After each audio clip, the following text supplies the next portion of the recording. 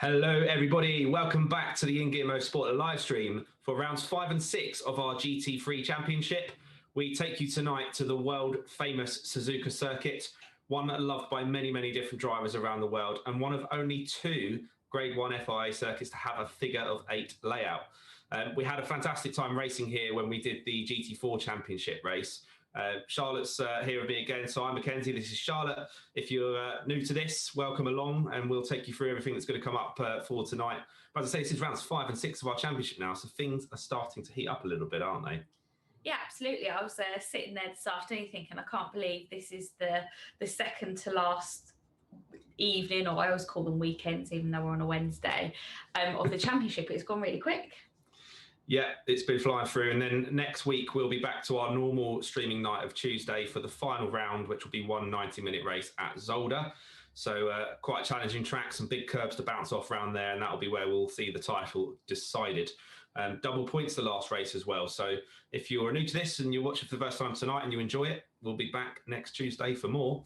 The drivers will just be starting qualifying in the back end at the moment. We come to you following a pretty spectacular, I'd say, quite a couple of races at Bathurst last week. Michael Curran was back with a vengeance. He missed the first round, but he come in and won his first race back for race 1 last week, which put him in good stead for the championship. All the drivers get a dropped score, so they can essentially drop one night out of their scores. Everyone does the same, but it gives them kind of a second chance card, if you like. D. Stallman, the guy that you hardly ever see put a foot wrong, actually had a race-ending crash. So again, keeping it all tight in contention.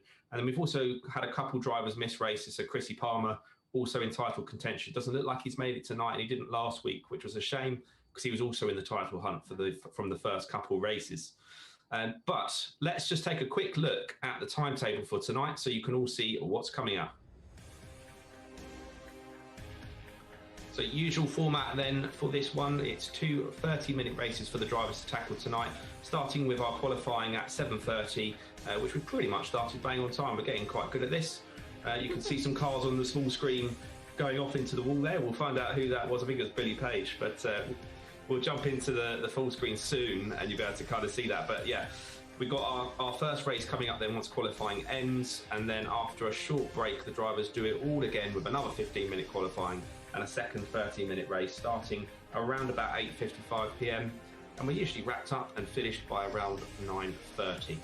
But ladies and gents, before we do start going into the action, I do want to remind you that we have a driver of the day vote, which is down to all of you watching to cast.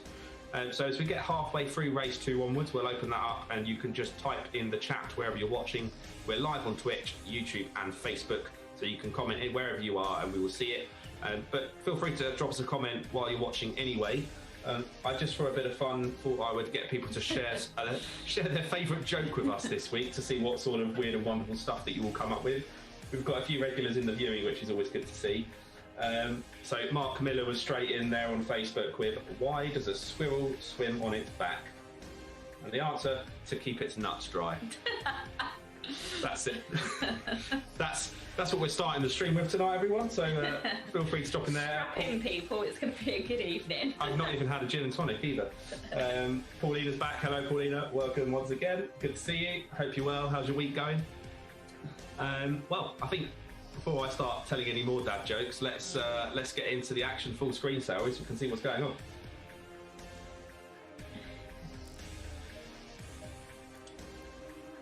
So, Charlotte, if you cast your minds back to, or cast our minds back to the last race at Suzuka in the GT4 series, it brought on some pretty close racing. What kind of your expectations for tonight? Again, thinking about this afternoon, I think this is going to be quite a strong race because it's a shame that Neil Kidd's not in this, because I think obviously coming off the back of having a podium last weekend, hopefully the momentum would have kept going. And we know that he's a really sort of tactical driver and kind of almost sits back and waits for the action to kind of unfold, and and then gets his positions that way, which is really good. So I'm expecting to see Steve's do really well. I think Michael Curran's going to be bang up there as well. I mean, he was absolutely lit